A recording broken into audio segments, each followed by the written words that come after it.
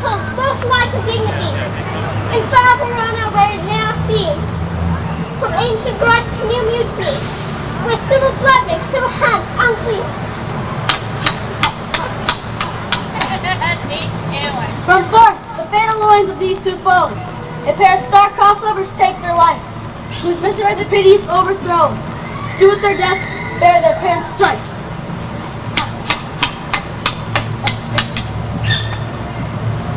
The fearful passage of their death-marked love, the continuance of their parents' rage, which but their children's end, naught could remove. That is now the 2 hours traffic of our state. The which, if you with patient ears attend, what here shall miss, our toil shall strive to mend.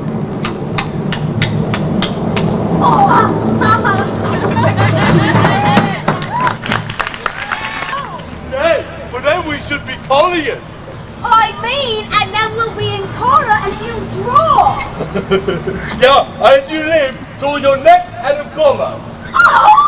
I strike quickly being moved. But thou art not quickly moved to strike. Oh, a dog of the house of Montague moves me. When a dog of that house moves me to stand, I will take to the wall against any man or maid of Montague. Well, that shows thee to be a weak slave, for the weakest go to the wall. True. But the women, being the weaker vessel, are ever thrust to the wall. Therefore, I will push Montague's men from the wall, and I will thrust his maids to the wall. Oh, draw thy tune! Here comes 2 of the house of Montague. My naked weapon is out. Quarrel, I will back thee. Let the law of our side. Let them begin. I will frown as I walk fast, and let them take it as they list. Nay, as they dare, I will bite my thumb at them, which is a disgrace that they bear it. Do you bite your thumb at us, sir? I do bite my thumb, sir. Sir! Is the law of our sides if I say I? No. No, sir. I do not bite my thumb at you, sir. But I do bite my thumb. Do you, quarrel, sir? Quarrel, sir? No, sir. Oh, I do, sir. I'm for you, sir. I serve as good a man as you, sir. No better. Say better. Here comes my master's kinsman. Yes, better. You lie! Strawberry man. Look at this one. Here, come.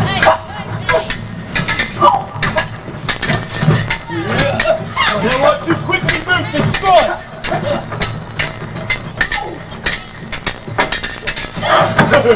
Got you.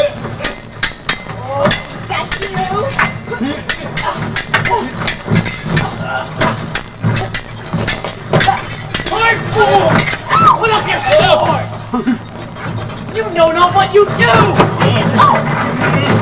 Where art thou drawn among these heartless hinds? Turn thee, Benvolio, look upon thy death. I do but keep the peace. Put up thy sword and manage to part these men with me. What, drawn and talk of peace? I hate the word, as I hate hell, all Montagues and thee. Have it, thee coward.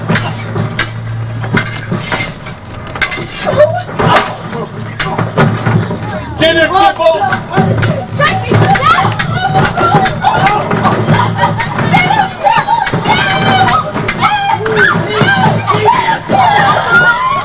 Come on, Jimbo! Run him through!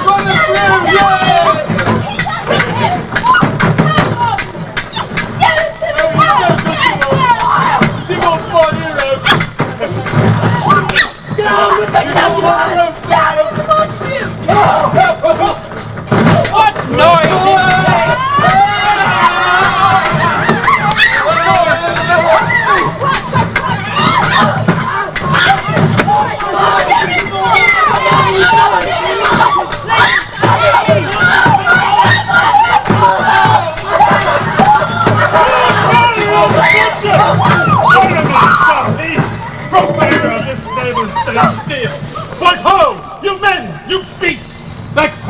fire your pernicious rage with purple fountains issuing from your veins?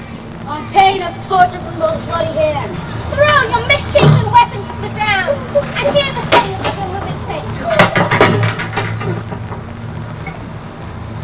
3 civil brawls, bred of an airy word by thee, old Capulet, and Montague, have thrice disturbed the quiet of our streets.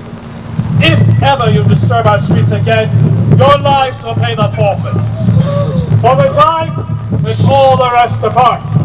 You, Capulet, come along with me. Montague, you come this afternoon. Once more, on pain of death, all men depart. Oh, where is Romeo? Saw you him today? Right glad I am. He was not of this fray. Madam, beneath the grove of sycamore that westward rooteth from the city side, so early walking did I see your son. Many a morning hath he there been seen, with tears augmenting the fresh morning dew, adding to clouds, more clouds with his deep sighs. Away from light steals home my heavy sun, shuts up its windows, lets fair daylight out, and makes himself an artificial night. Black and portentous this humor must prove, unless good counsel may the cause remove. My noble uncle, do you know the cause? I neither know of it nor can learn of him, Have you importuned him by any means? both by myself and many other friends. Could we but learn from whence his sorrows grow, we would as willingly give cure as know. See where he comes? So please you, step aside. I'll know his grievance will be much denied. Tomorrow, cousin! Is the day so young? But new struck 9. I mean, sad hours seem long.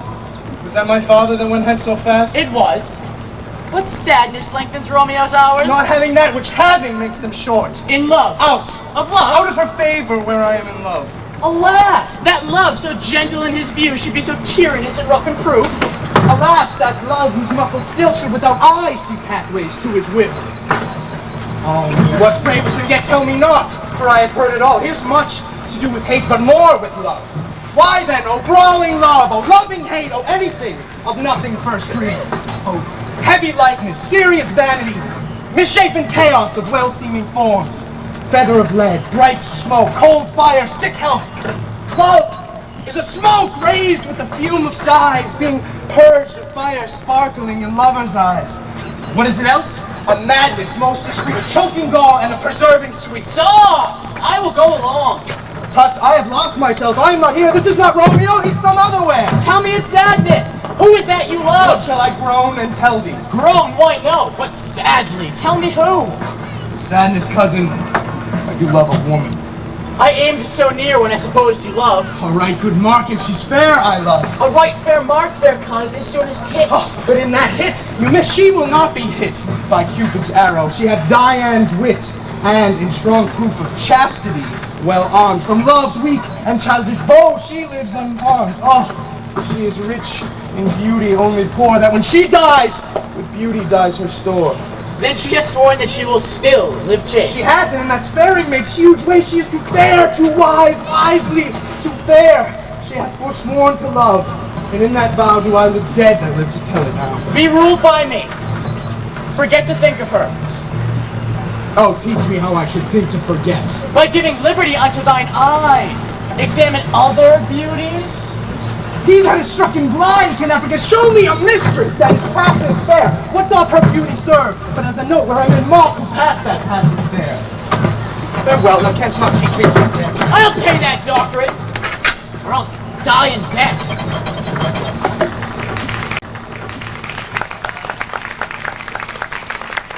Montague is bound as well as I in penalty alike, and 'tis not hard, I think, for men so old as we to keep the peace. Of honorable reckoning are you both, and pity 'tis you lived at odds for so long. But now, my lord, what say you to my suit? But saying o'er what I have said before, my child is yet a stranger in the world. She hath not seen the change of 14 years. Let 2 more summers wither in their pride, ere we may think her ripe to be a bride. Younger than she are happy mother's maid. And too soon marred are those so early made. The earth has swallowed all my hopes, but she She is the hopeful lady of my earth. But woo her, gentle Paris, get her heart. My will to her consent is but a part, and she agree within her scope of choice lies my consent and fair according voice. Come, this night I hold an old accustomed feast, whereto I've invited many a guest such as I love, and you among the store, come, go with me. Go, Sirrah! Trudge about through fair Verona, find those persons out whose names are written here, and to them say, my house and welcome on their pleasure stay.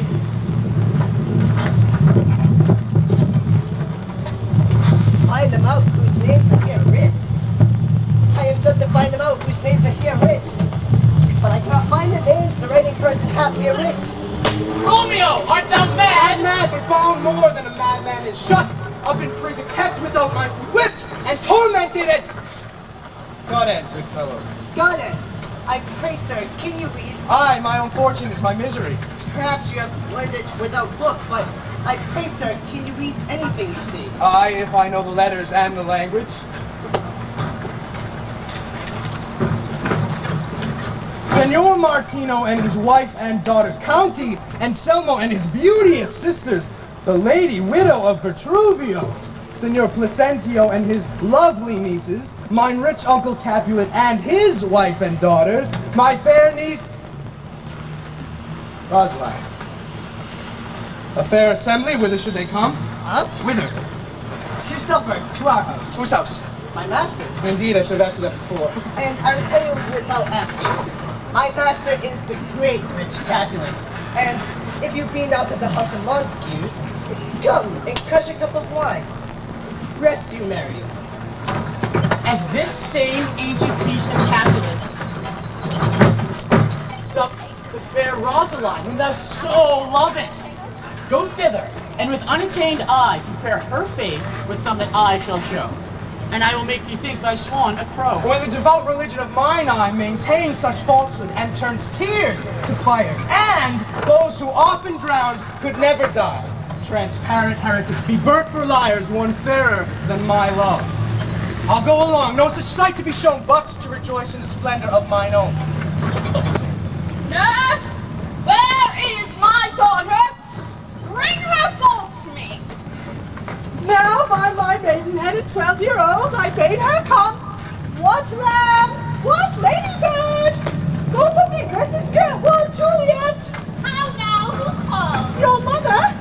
Madam, I am here. What is your will? This is the matter. Nurse, give leave a while. We must talk in secret. Nurse, come back again. I have remembered me that thou hear our counsel. Thou knowest my daughter's of a pretty age. Faith, I can tell her age unto an hour. She's not yet 14. Well, I'll lay 14 of my teeth. She's not 14. How long is it now to Gamma's time? Fortnight and odd days. Well, even all days in the year. Come Gamma's even night shall she be 14. Susan and she. God rest all Christian souls who are of an age. Well, Susan is with God. She was too good for me. But as I said, come Yamasin at night shall she be 14, that shall she. Married, I remember it well.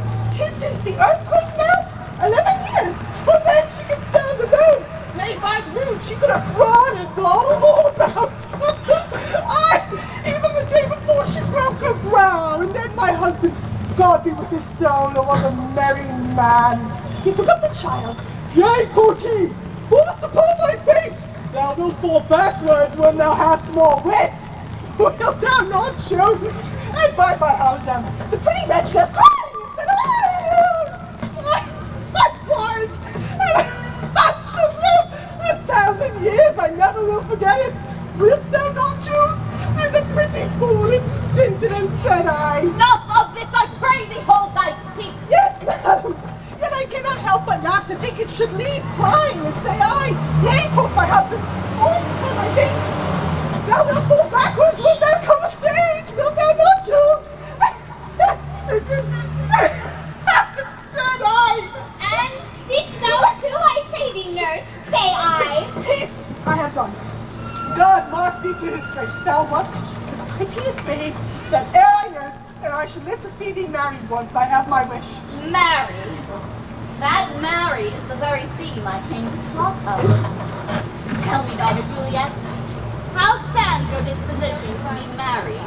It is an honor I dream not of. An honor! Well, why not I thine only nurse? I would say thou hadst not wisdom from thy teeth. Well, think of marriage now. Younger than you, here in Verona, ladies of esteem are made already mothers. By my count, I was your mother much upon these years, but you are now a maid. Thus then in Greece, the valiant Paris seeks you for his love. Oh man, lady, such a man as all the world, right? He's a man of worth. The Roman summer hath not such a flower. Nay, he's a flower, in faith, the very flower. What say you? Can you love the gentleman? I look to like, if looking, liking move, but no more deep will I endart mine eye than your consent gives strength to make it fly. Madam, the guests are come, supper served up. You called, my young lady asked for the nurse cursed in the pantry and everything in extremity. I must hence to wait. I beseech you, follow straight. We follow thee. Juliet, the county states. Girl, seek happy nights to happy days.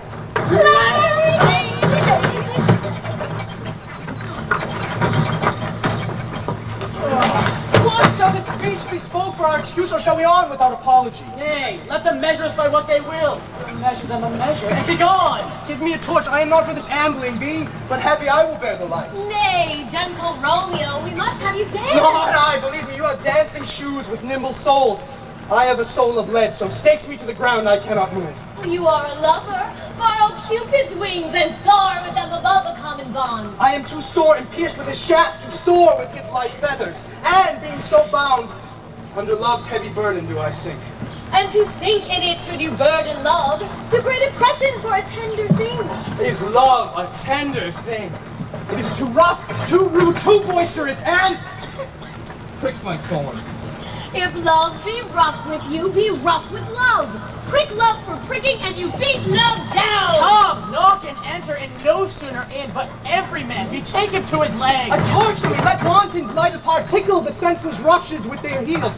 I'll be a candle holder and look on. The game was never so fair, and I am done. Come, we burn daylight. Ho! Nay, 'tis not so. I mean, sir, in delay, we waste our lights in vain like lamps by day. And we mean well in going to this mask, but 'tis not wit to go.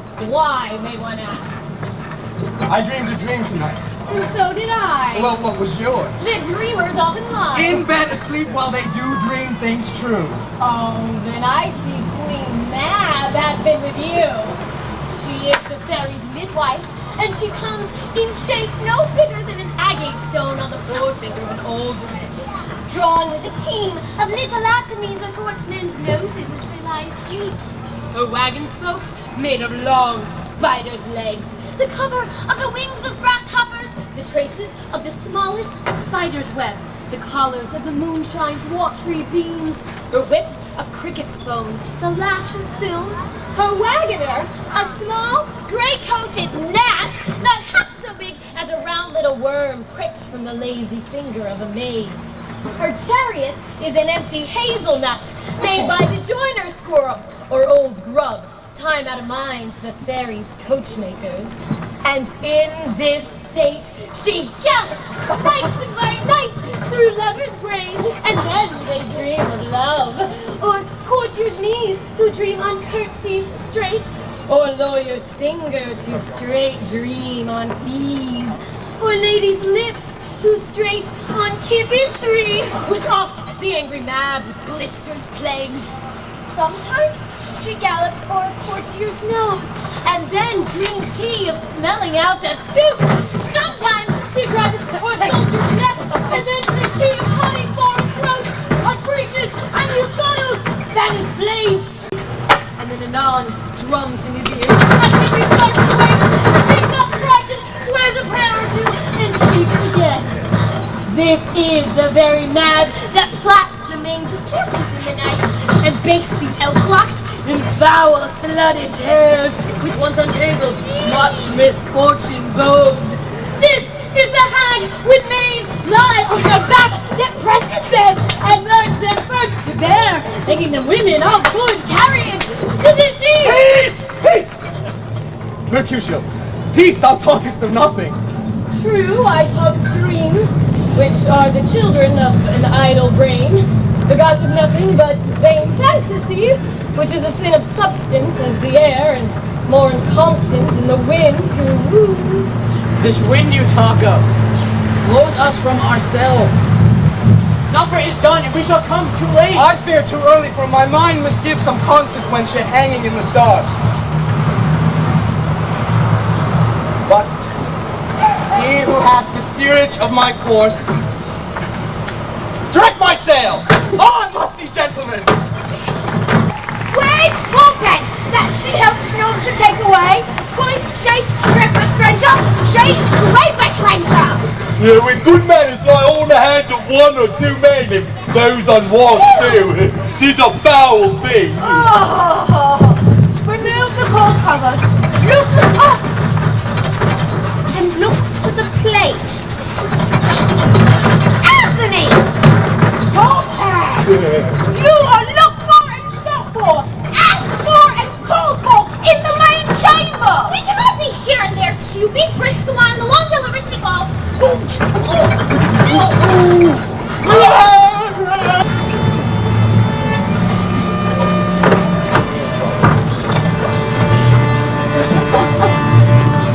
Welcome, gentlemen. Ladies that have their toes unplayed with corns will have a bout with you. Ah, my mistresses. Which of you all will now deny to dance? She that makes dainty, she I'll swear had corns. Am I come near ye now? Welcome, gentlemen. I have seen the day that I have worn a visor and could tell a whispering tale in a fair lady's ears such as would please. 'Tis gone. 'Tis gone. 'Tis gone. You are welcome, gentlemen. A hall! A hall! Make room and foot it, girls. Oh, come, musicians, play!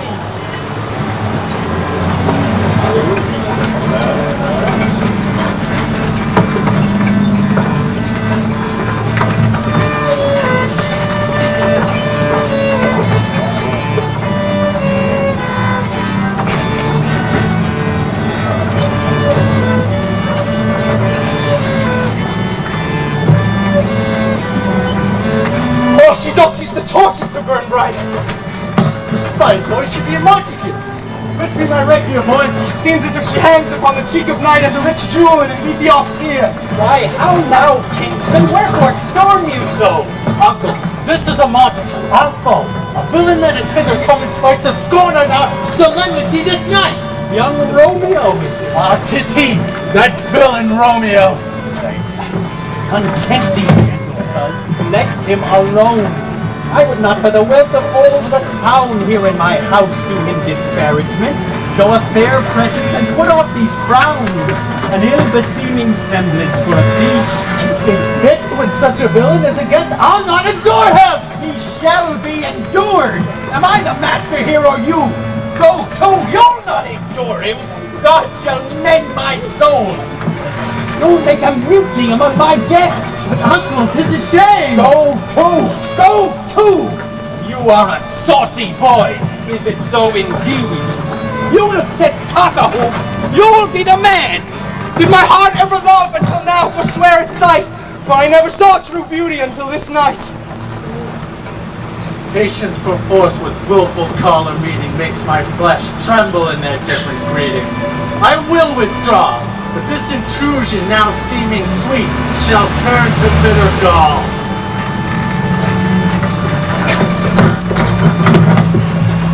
If I profane with my unworthiest hand this holy shrine, the gentle sin is this: my lips, two blushing pilgrims, ready stand to smooth that rough touch with a tender kiss. Good pilgrim, you do wrong your hand too much, which mannerly devotion shows in this, for saints have hands, but pilgrims' hands do touch, and palm and holy palmers kiss. And have not saints' lips and holy palmers too? Hey, pilgrim lips, but they must do the prayer. Oh, then, dear saint, let lips do what hands do. They pray. Grant thou, lest faith turn to despair. Seems to not move. Close your eyes. her fair sake. Then move not, all my prayers' effect I take. Thus from my lips by yours, my sin is purged. Her likeness to the lily of truth. Sin from my lips, oh trespass! Sweetly urge, give me my sin again! Madam, your mother brings a word with you. What is her mother? Married bachelor, her mother is the lady of the house, and thy words are wise and virtuous. I nursed her daughter that you talked with, though I can tell you, neither can lay hold of her shall have the chink. Is she a Capulet? Oh dear, come, my life is in my foe's debt.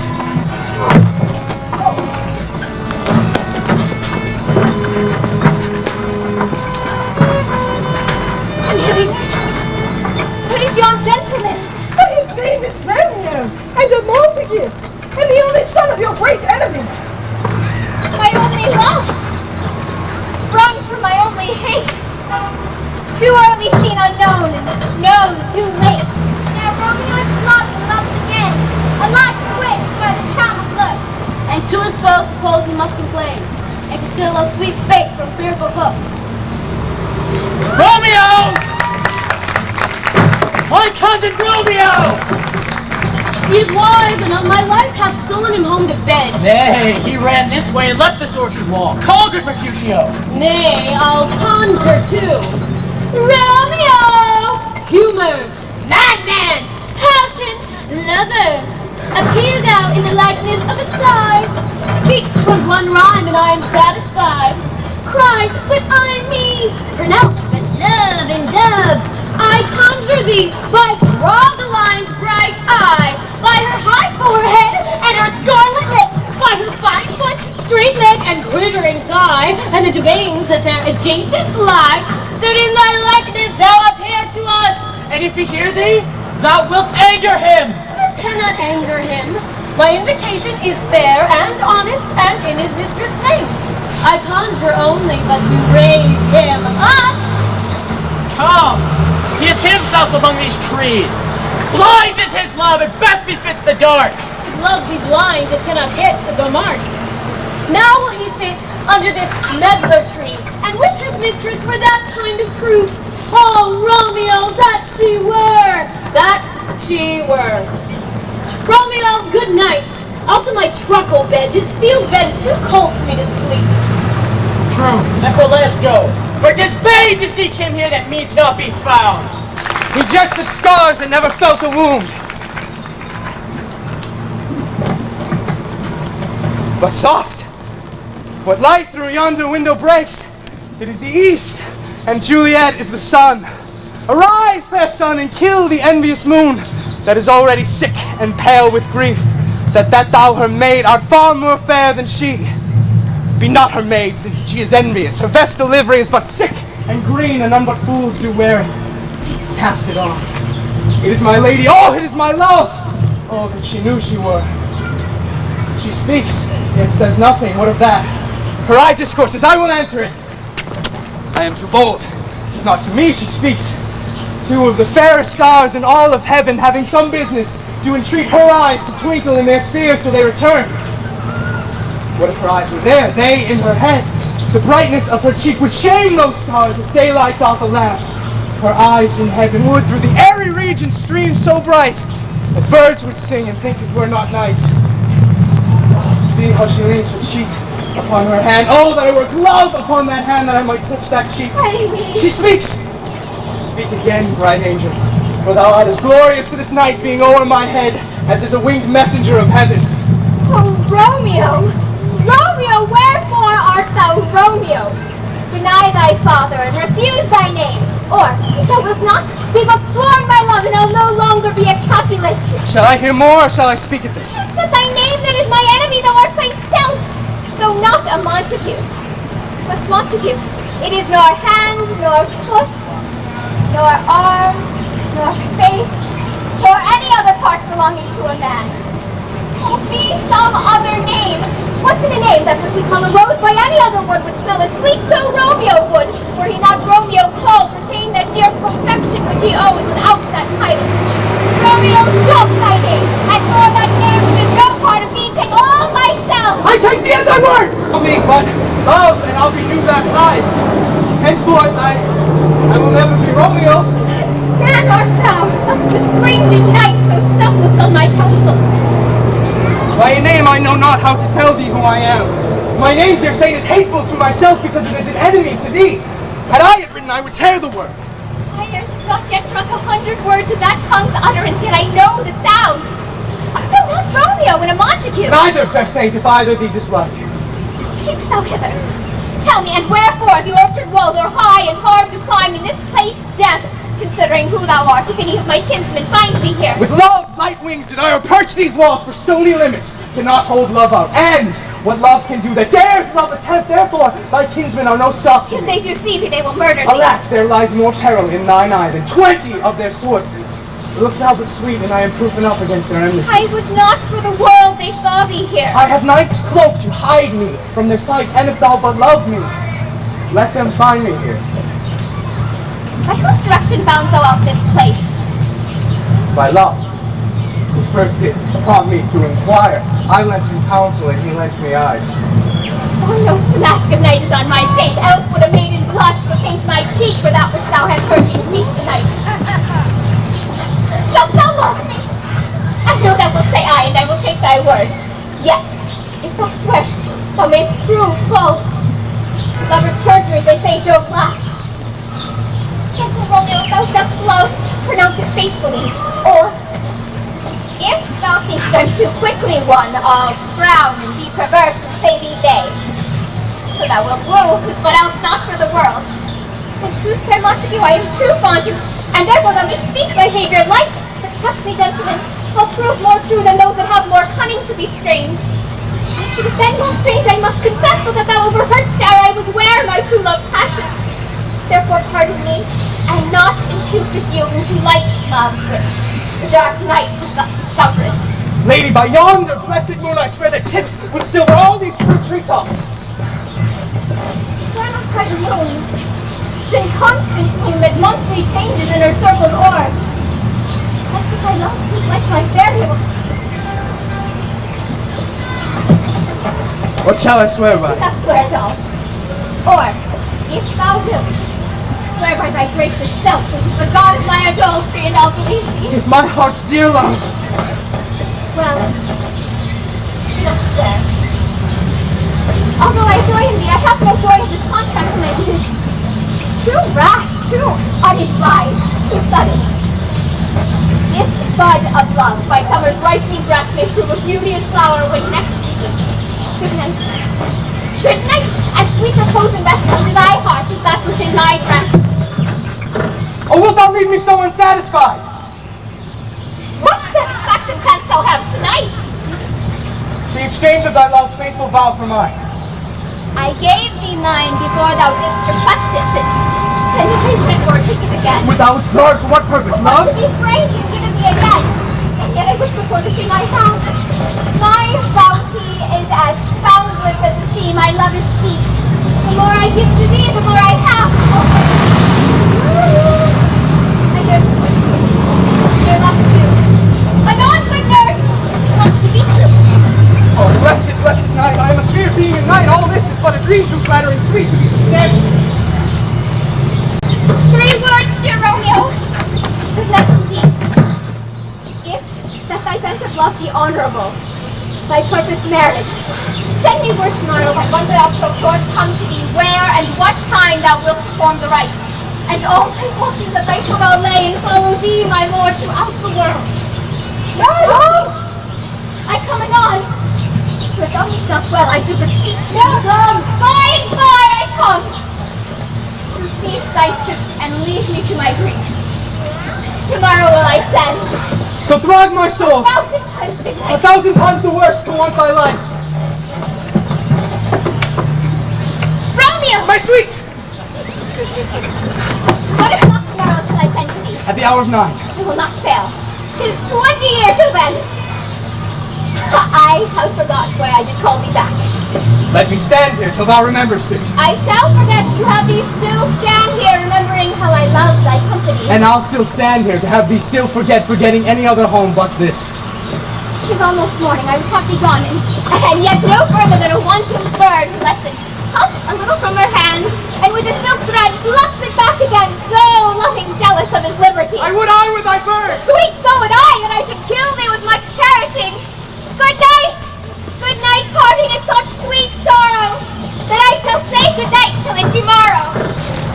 Checkering the eastern clouds with streaks of light, and plucketh darkness like a drunkard reeled from horse days past, and tightens fiery heels. Now, ere the sun advances, morning eye, gave cheer, and night's thank you to dry, I must upfill the soldier's cage of hours. Ale for me, flowers. The earth that's nature's mother is her tomb. What is her burying grave? That is her womb. Oh, mickle is the powerful grace that lies in herbs, plants, stones, and their true qualities. For not so vile that on the earth doth live, but to the earth some special good doth give, which would self light and by sometimes by action dignified within the infant rind of this small flower, poison hath residence and medicine power, and where the worser is predominant, full soon the canker death eats up that land. Lamar, father! Benedicite! What early tongue so sweet saluteth me? Young son, it argues it is tempered head so soon to bid good morrow to thy bed. Therefore thy earliness doth me assure thou art aroused by some discomfiture. Or if not so, then here I hit it right, that our Romeo hath not been in bed tonight. The last was true, the sweeter rest was mine. Oh God, pardon sin, wast thou with Rosaline? With Rosaline, my ghostly father, no, I've forgotten that name, and that name's woe. Oh, that's my good son. But where hast thou been then? I'll tell thee ere thou ask me again. I have been feasting with my enemy, when on a sudden one hath wounded me, that's by me wounded. Both our health within thy remedies lie. Be plain, good son, and homely in thy drip. Riddling confession finds, but riddling strip. Then plainly know my dear heart's love is set on the fair daughter of rich Capulet. As mine on her, so hers is set on mine, and all combined, when and where and how we wooed and made exchange of vows. All this I'll tell thee as we pass, but this I pray, that thou consent to marry us today. But holy Saint Francis, what a change is here! Is Rosaline, whom thou didst love so dear, so soon forsaken? Young men's love then lies not truly in their hearts, but in their eyes. Oh, Jesu Maria, what a deal of brine hath washed thy sallow cheeks for Rosaline! How much salt water thrown away in waste to season love that of it doth not taste! Oh no, here upon thy cheek the stain doth sit of an old tear that is not washed off yet. If e'er thou wast thyself and these woes thine, thou and these woes were all for Rosaline. Thou chidest me oft for loving Rosaline. For doting, not for loving you provide. I pray thee, chide not she, whom I love now doth grace for grace and love for love allow. The other did not so. Oh, she did well, thy love decreed by rote and could not spell. But come, young waverer, come go with me. In one respect thou thy assistant be, for this alliance may so happy prove to turn your household's rancor to pure love. Oh, let us hence, I stand on sudden haste. As wisely and slow they stumble that run fast. Where the devil should this Romeo be? Came he not home last night? Not to his father's. I spoke with his man. Ah, that same pale, hard-hearted wench. That Rosaline torments himself that he will soon run mad. Tybalt, the kinsman of old Capulet, has sent a letter to his father's house. A challenge on my life. Romeo will answer it. Any man that can write may answer a letter. Nay, Romeo will answer the letter's master. How he dares, being there. Alas, poor Romeo, he's already dead. Shot through the ear with a love song. The very pavement of his heart cleft with the blind bow boy's butt shaft. And is he a man to encounter Tybalt? Why? What is Tybalt? More than Prince of Cats, I can tell you. He fights as you sing prick song. Keeps time, distance, and proportion. Rests his men rests. 1, 2, and the third in your bosom. A duelist. A duelist. A gentleman of the very first house of the first and second cause. Ah, the immortal Passado, the Pluto Reverso, the haze. What? The pops of such antic, lisping, affecting fantasticos. These new tuners of accent. By Jesu, a very good blade. A very tall man. A very good whore. Why is not this a lamentable thing, grandsire, that we should be thus afflicted with these strange flies, these fashion mongers, these predominates that stand so much on the new form they cannot sit at ease on the old bench? Here comes Romeo. Here comes Romeo. Now is he but the numbers that Petrarch flowed in. Laura to his lady was but a kitchen wench. Mary, she had a better love to berhyme her. Signor Romeo, bonjour. There's a French salutation to your French sloth.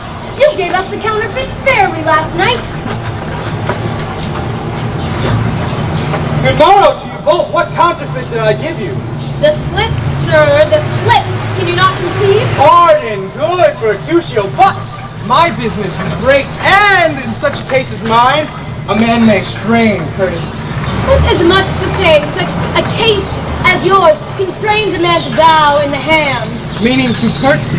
Thou hast most kindly hit it. A most courteous exposition. Nay, I'm the very pink of courtesy. Pink for flower. Right. Well, then my pump is well flowered. Don't between us, Griffin Romeo. My wits faint. Ah, swits and spurs, or I'll cry a match. If thy wits run the wild goose chase, I am done. For I'm sure thou hast more the wild goose than one of thy wits, and I'm sure I haven't my whole 5.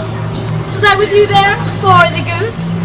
Thou wast never with me for anything when thou wast not there for the goose. Oh, I will fight the country for that death. Yea, good goose, bite not. Thy wit is a very bitter sweeting. It is a most sharp sauce. And is it not well served into a sweet goose? Well, is not this better now than groaning for love? Now art thou sociable. Now art thou Romeo. Now art thou what thou art. Thy art as well as thy nature. For this thrilling love is like a great natural that runs lolling up and down a hill to hide its grovel in a hole. Oh, stop there! Stop there! Thou desirest me to stop in my tail against the hair. Thou wouldst also made thy tail large. Oh, thou art deceived. I would have made it short, for I would come to the whole depth of my tail, and then to need to occupy the argument no longer. Oh, here's goodly gear. Oh, a sail, a sail.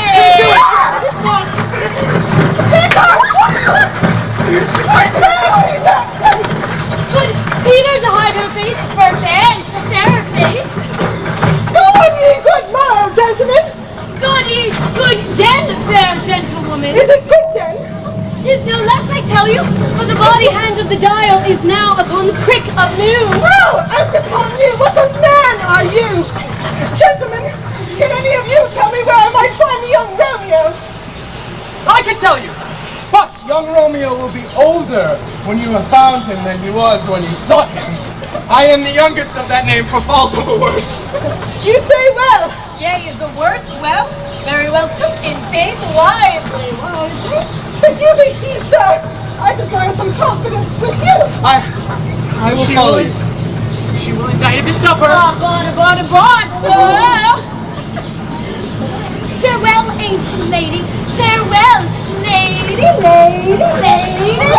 Very farewell. Pray you, sir. What saucy magic was this that was so full of his roguery? A gentle woman, nurse, who loves to hear herself talk, and will speak more in a minute than she will stand to in a month. Gabby knave! I am none of his flirtils! I am none of his gainsakes! And mustn't thou stand by too, and suffer every knave to use me as a spatula? I saw no man in your pleasure. But if I had my weapon, would have quickly been out, I warrant you. No! Before God, I am still vexed! Every part about me quivers! serving me. Hey, sir. A word. My lady made the inquiry what she bade me say I'd keep to myself. But I will tell you, if ye should lead her into a fool's paradise, as per they say, it were a very gross kind of behavior, as they say. For the gentlewoman is young, and therefore, if you should deal double with her, it were an ill thing to offer to any gentlewoman. It's very weak, dearie. Nurse, commend me to thy lady, I protest unto My thee. heart and in faith I will tell her as much. Lord, she will be a joyful woman. What wilt thou tell her? Thou dost not mark me, nurse. I will tell her that thou dost protest, which as I take it, is a gentlemanlike offer. Bid her devise a means to come to shrift this afternoon, and there she shall, in Friar Lawrence's cell, be shrived and married. Here is for thy pains. I'm there truly, sir, not a penny. Go to, I say you shall. Oh, God in heaven bless me. What sayest thou, my dear nurse? Well, my mistress is the sweetest lady. Lord, when 'twas a little prating thing. There is a nobleman in town, one Paris, that she, good soul, had his life see a toad, a very toad, I see him. And I anger her sometimes. I tell her that Paris is the proper man. No, but I want you, and I do. She turns as clear as any cloud in the veritable world. What's up, Rosemary and Romeo both begin with the letter? Hi, nurse, both with an R. What of that? Oh, my! Ours for the dwarf's name! No! I know it begins with some other letter! But she had the prettiest intentions of you and Rosemary! Oh, that it would do you good to hear it! Commend me to thy lady. Aye, 1,000 times! Peter! John, take my death! I go before in the face! The clock struck 9 when I did send the nurse. In half an hour she promised to return. Pretend she cannot meet him. That's not so. Oh, she is lame. Love's herald should be thought, which 10 times faster glides in the sun's beams. Now is the sun upon the highmost hill of this day's journey, and from 9 till 12 is 3 long hours if he has not come. Had she affections and warm youthful blood, she would be as swift in motion as a ball. My words would bandy her to my sweet love, and his to me. And old folks, many feign as they were dead, unwieldy, slow, heavy, and pale as lead. Oh, good she comes! Oh, honey nurse, what news? Hast thou met with him? Send my man away. Peter! Now, good sweet nurse. Oh, Lord, why look so sad? No news be sad, yet tell them merrily. It's good, thou shakes the music of sweet news by playing it to you so sour a face. Oh, I am aweary! Give me leave a while! Fie, and my bound's sake! What a jolt have I had! Thou hast my home deny thy news. Nay, come, I pray thee speak. Good nurse, speak. Casey, what haste? Can you not stay a while? Do you not see that I am out of breath? How art thou out of breath, when thou hast breath to say to me that thou art out of breath? The excuse thou dost make in this delay is longer than the tale thou dost excuse. Lord, how my head aches! What a head have I! It beats as if it flew in 20 pieces! And my back on the other side! My back! Oh, my back! Beshrew your heart! For sending me about to catch my death and jolting up and down! In faith, I am sorry that thou art not well. Sweet nurse. Tell me, what says my love? Well, your love says, like an honest gentleman, and the courteous, and the kind, and the handsome, and the wise and virtuous. Where's your mother? Where's my mother? Why, she is within. Where should she be? Your love says, like an honest gentleman, where is your mother? Gods, lady dear, are you so hot? Mary, come up, I tread. Is this the poultice for my aching bones? If so, and do your messages yourself. Here's such a coil come. What says Romeo? And you got leave to go to shrift today. Huh? Oh, then hie you hence to Friar Lawrence cell. There's things I've been to make you a wife. Go, I'll to dinner. I'll to you to dinner, and I must another way. To fetch a ladder, by the which your love will climb a bird's nest soon when it is dark. And I am the Trojan's foil, and your delight but you shall bear the burden soon and might. High fortune, on his nurse, farewell. Oh, smile the heavens upon this holy act, that after hours with sorrow chideth not. Amen, amen. But come what sorrow can, it cannot countervail the exchange of joy that one short minute gives me in her sight. Do thou but close our hands with holy words, and then let love-devouring death do what he dare. These violent delights have violent ends, and in their triumph die like fire and powder. Therefore love moderately. Long love doth so, too swift arrives, as tardy as slow. Oh, here comes the lady! Oh, so light a foot will ne'er wear out the everlasting flames. Good even to my ghostly confessor. Oh, Romeo shall thank thee, daughter, for us both. As much to him else as his face too much. Ah, Juliet, if the measure of thy joy be heaped like mine, and thy skill hath more to blazon it, then sweeten with thy breath this neighboring air, and let rich music's tongue unfold the imagined happiness that we both receive in either by this dear encounter. Speech more rich in matter than in words. Yet his substance, not of ornament. They are but feathers that can count their worth in life. Who hold this road to such excess, I cannot sum up some of half my wealth. Oh, come with me, and we will make short work, for by your leave you shall not stay alone till Holy Church incorporate to it one. Pray thee, good Mercutio! Let's retire! The day is hot, the fabulous abroad, and if we meet, we shall not escape abroad. For now, these hot days is the mad blood stirring. Thou art like one of these fellows that when he enters the confines of a tavern, claps me a sword upon the table and says, God send me no need of thee. And by the operation of the second cup, draws it on the drawer when indeed there is no need. Am I like such a fellow? Oh, come, thou art as hot a Jack and I mood as any in Italy. And as soon moved to be moody, and as soon moody to be moved. And what too? Nay, and there were two such, we would have none shortly, for one would kill the other. Thou, why thou wilt quarrel with a man for having a hair more or a hair less in his beard than thou hast. Thou wilt quarrel with a man for cracking nuts, having no other reason but because thou hast hazel eyes. What eye but such an eye would spoil such a quarrel? Didst thou not fall out with a tailor for wearing his new doublet before Easter, and with another for tying his new shoes with old ribbon? And yet thou wilt tutor me for quarreling? And I was so apt to quarrel as thou art. Any man should buy the fee simple of my life for an hour and a quarter. The fee simple? Oh, simple. Oh, by my head. Here come the Capulets. For my feel, I care not. Follow me close, for I will speak to them. Gentlemen, good day. A word with one of you. And but one word with one of us? But couple it with something, make it a word and a blow. Well said.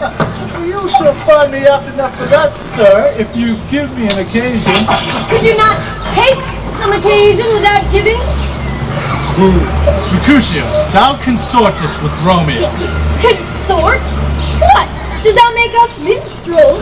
And thou make minstrels of us? We'll clear nothing but discords. Here's my fiddlestick, here's it to make you dance. Come, consort. We talk here in the public haunt of men. Either withdraw into some private place or else depart. Here all eyes gaze on us. Men's eyes were made to look, and let them gaze. I will not budge for no man's pleasure eye. Well, peace be with you, sir. Here comes your man. Romeo! Hey, I fear thee can afford no better terms than this. Thou art a villain.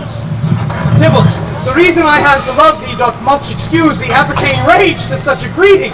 Villain, I am none, therefore, farewell, I see thou knowest me not.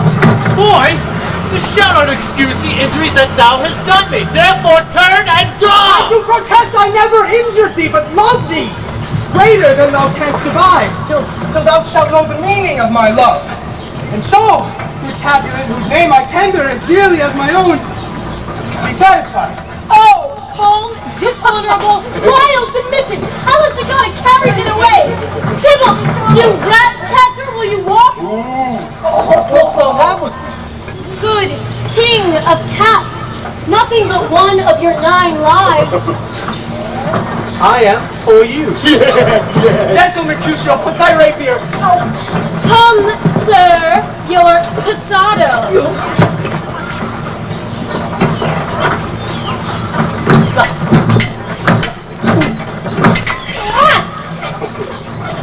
Yeah.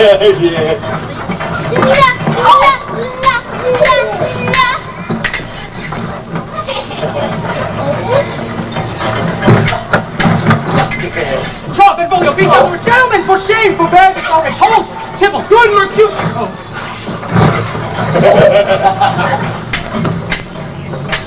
Oh, he's gonna go right now! Get her, Tibble, get her! Oh! That's not fair, you didn't use the sticky thing!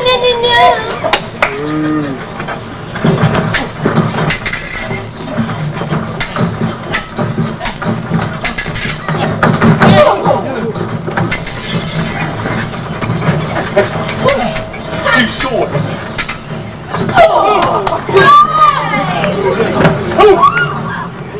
I'm hurt!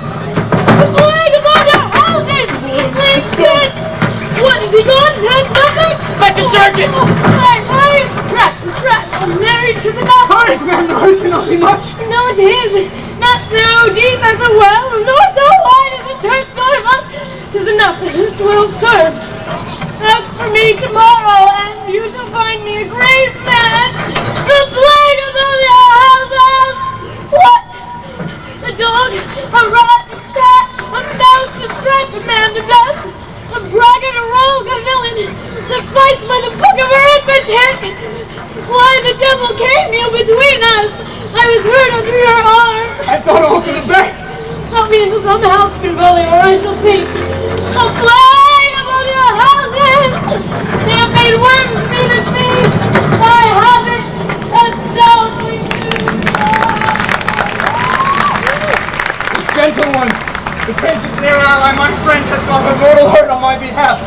My reputation slain by Tybalt's land, and Tybalt that an hour hath been my kinsman. Ah, sweet Juliet, thy beauty hath made me effeminate, and in my temper softened valor steel. Romeo! Oh, Romeo!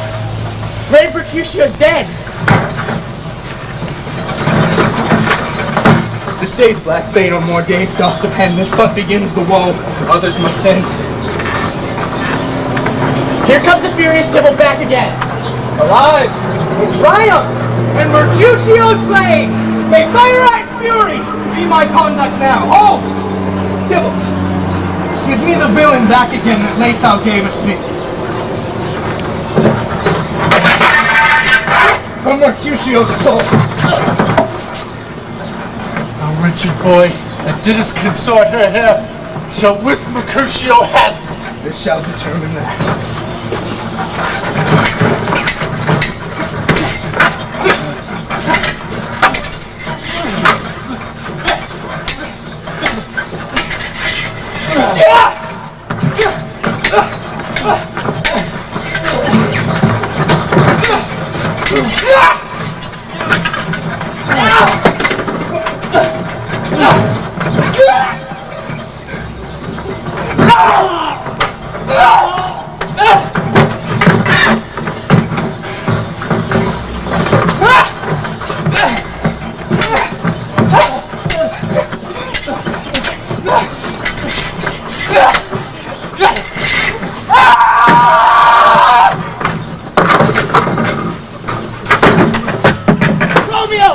Be gone! The citizens are up in Tybalt's slain! Why did you stay? Kill Mercutio! Tybalt! That's murder! No! It's murder he! There lies that Tybalt. Up, sir, go with me! The child be the prince's name! Obey! Tybalt! Oh, my cousin! Oh, my brother's child! Prince! Cousin, husband! Oh, my dear kinsman! Oh, the blood is spilled! Oh! Prince, for thou art true! The blood of our shed blood of Montague! Where are the vile beginners of this fray? No! Oh, noble prince! I can discover all the unlucky manage of this fatal brawl. There lies the man slain by young Romeo. That slew thy kinsman, brave Mercutio. He is a kinsman to the Montague! Affection makes him false, he speaks not true! Some 20 20 of them fought in this black strife, and of all those 20 could but kill one life. I beg for justice which thou, prince, must give. Romeo slew Tybalt. Romeo must not live. Romeo slew Tybalt. Tybalt slew Mercutio. Who now doth the price of this dear blood doth owe? Not Romeo, Prince! He was Mercutio's friend! His fault concludes but what the law should end, the life of Tybalt! And for that offense we immediately exiled him hence. I have an interest in your hate's proceeding. My blood for your root brawl lay a bleeding, but I will be deaf to pleading and excuses, therefore use none. Let Romeo hence in haste, else when he is found, that hour will be his last. Bear hence this body and attend our will. Mercy but murders, pardoning those that kill.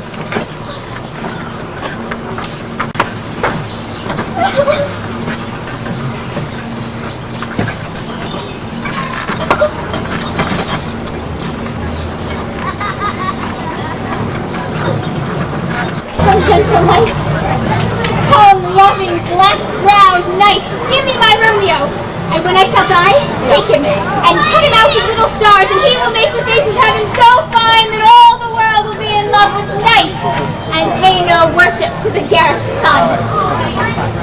I have bought the mansion of a love but not possessed it, and though I am sold, not yet enjoyed. So tedious is this day as is the night before some festival to an impatient child that hath new robes and may not wear them. And here comes my nurse, and she brings news, and every tongue that speaks but Romeo's name speaks heavenly eloquence. I leave. What news? Why dost thou wring thy hands? Oh, well a day! He's dead! He's dead! He's dead! We are undone, lady! We are undone! He's gone! He's killed! He's dead! What devil art thou that dost torment me thus? This torture should be roared in dismal hell! Oh, Romeo! Romeo! Whoever would have thought it? Romeo! Has Romeo slain himself? Seize up an eye and that bare bow! I shall poison more than the death-darting eye of the poppy! I saw the wounds! I saw it with mine eyes! God save the mark here on his manly breast! A piteous course of bloody, piteous course! Hail, piteous ashes! All debathed in blood, all in gore blood, I spout it at the sight! Break my heart! Forbade my prison once! To prison eyes ne'er look on liberty! Tybalt! Oh, Tybalt! The best friend I had! Courteous Tybalt, honest gentleman, that ever I should live to see thee dead! What storm is this that blows so contrary? Is Romeo slaughtered and is Tybalt dead? My dear loved cousin and my dear lord, but who is living if these two are gone? Tybalt is gone, and Romeo vanished. Romeo that killed him, he is vanished. What, did Romeo's hand shed Tybalt's blood? Oh, it did, alas the day, it did. Oh, serpent heart, hid with a flowering face, did ever dragon keep so fair a cave?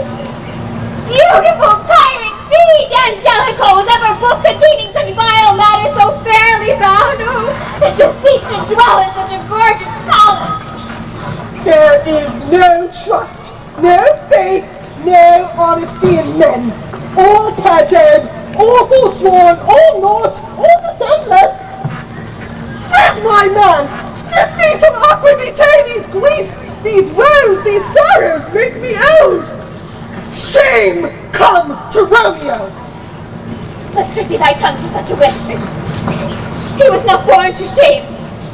Upon his brow shame is ashamed to sit, for 'tis a throne where honor may be crowned, sole monarch of the universal earth. Oh, what a beast was I to chide at him! Will thou speak well of him that killed your cousin? Shall I speak ill of him that is my husband? Oh, poor my lord, what tongue shall smooth thy name when I, thy 3 hours' wife, have mangled it? But wherefore, villain, didst thou kill my cousin? That villain cousin would have killed my husband. Back, foolish tears, back to your native springs.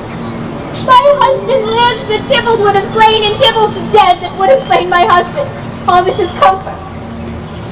Wherefore we cry then. Tybalt is dead and Romeo vanished. Romeo is banished. There is no end, no limit, measure bound in that word's depth. No words can that woe sound. Where is my father and my mother, nurse? Weeping and wailing over Tybalt's corse. Will you go to them? I'll bring you thither. Wash they his wounds with tears. Mine shall be spent when theirs are dry for Romeo's banishment. Come now. Come, nurse, all to my wedding bed in death. Not Romeo take my maiden head. Hark to your chamber. I'll find Romeo to comfort you. I wot well where he is. Hark ye. Your Romeo will be here at night. Romeo! Come forth! Come forth, thou fearful man! Affliction is enamored of thy parts, and thou art wedded to calamity. Father, what news? What is the prince's doom? What sorrow craves acquaintance in my hand that I yet know not? Too familiar as my dear son with such sour company, I bring thee tidings of the prince's doom. What less than doomsday is the prince's doom? A gentler judgment vanished from his lips, not body's death, but body's banishment. Banishment! Be merciful, say death, for exile hath more terror in his look. Much more than death, do not say banishment. Hence from Verona art thou banished. Be patient, for the world is broad and wide. There is no world without Verona walls, but purgatory, torture, hell itself. Thou cuttest off my head with a golden axe and smilest upon the stroke that murders me. Deadly sin, no rude unfaithfulness.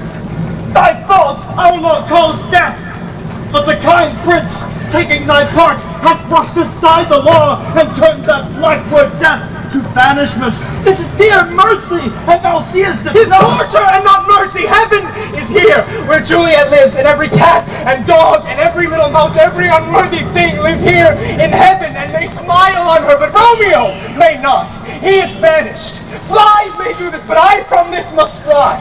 They are free men, yet I am banished. And wilt thou yet say that exile is not death? Hast thou no poison mixed, no sharp ground knife, no sudden means of death, no never so mean, but banished to kill me? Let me dispute with thee of thy estate. Thou canst not talk of what thou dost not feel. When thou as young as I, Juliet thy love, an hour, but married, Tybalt murdered, doting like me, and like me banished. Then thou mightest speak. Then thou mightest tear at thy hair and throw thyself upon the ground, as I do now, taking the measure of an unmade grave. Arise! One not, good Romeo, hide yourself! Not I, unless the breath of heart-sick groans mist-like enfolds me from the search of eyes. What to my study? By and by! God's will, what simpleness is this? I come! Oh, not so hard! What's coming? Let me come in, and you will know my errand. I come from Lady Juliet. Oh, welcome then. Holy Friar! Oh, tell me, Holy Friar, where is my lady's lord? Where is Romeo? Oh, there on the ground with his own tears made drunk. Oh, he is even in my mistress's case. Just in her case. Oh, woeful sympathy, piteous predicament. Even so lies she, weeping and blubbering and weeping. Stand up! Stand up! You stand and be a man! For her sake, for Juliet's sake, you rise and stand! Why should you fall into so deep an error? Nurse. Arthur! Nurse, how is it with Juliet? Does she not think me an old murderer? Now that I have stained the childhood of our joy with blood, removed little from her own, where is she? And how doth she? And what says my concealed lady to our cancelled love? She says nothing, sir, but weeps and weeps, and now falls on her bed, and then starts up, and Tybalt calls, and then Romeo cries, and then down falls again. As if that name shot from the deadly level of a gun did murder her, as that name's cursed hand did murder her kinsman. Tell me, Friar, tell me, in what part of this vile anatomy doth my name lodge? Tell me, and I will stop the hateful action! Hold thy desperate hand! Art thou a man? Thy throat cries out the Lord, but thy tears are womanish, thy wild acts signal the unreasonable fury of a beast. Unseemly woman and a seeming man, or ill-beseeming beast and seeming bull. Thou hast amazed me. Hast thou slain Tybalt?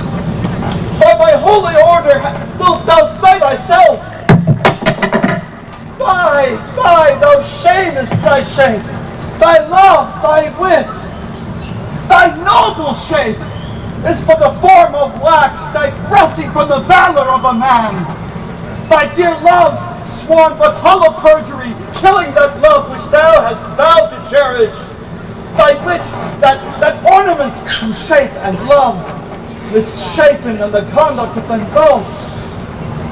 What rouse thee, man? Thy Juliet is alive, for whose dear sake thou wast but lately dead. There art thou happy. Tybalt would kill thee, but thou slewest Tybalt. There art thou happy too. The law that threatened death becomes thy friend and turns into exile. There art thou happy. But like a misbehaved and sullen wench, thou pounced upon thy fortune and thy love. Go, get thee to thy love, as was decreed. Ascend her chamber hence, and comfort her. Go before nurse. Commend me to thy lady, and bid her hasten all the house to bed, which heavy sorrow makes them act unto. Romeo is coming. I could have stayed here all the night to hear good counsel. Oh, what planning is! My lord, after my lady, you come. Do so and bid my suite prepare to chide. Go, hence. Good night. Either be gone before the watch be set, or by the break of day disguised from hence.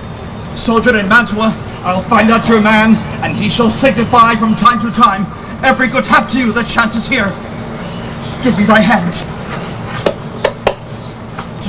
'Tis late. Farewell. Good night. But a joy past joy calls out on me. It was a grief so brief to part with thee.